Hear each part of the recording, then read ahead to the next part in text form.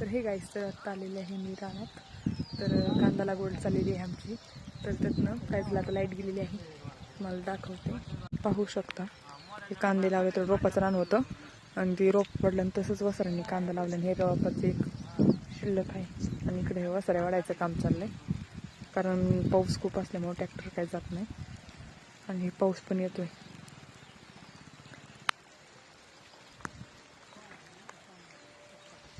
आता पाऊस मोबाईलमध्ये एवढा दिसत नाही पण चांगली अशी पाळी आलेली आहे. तर टिप टिप पडतंयच.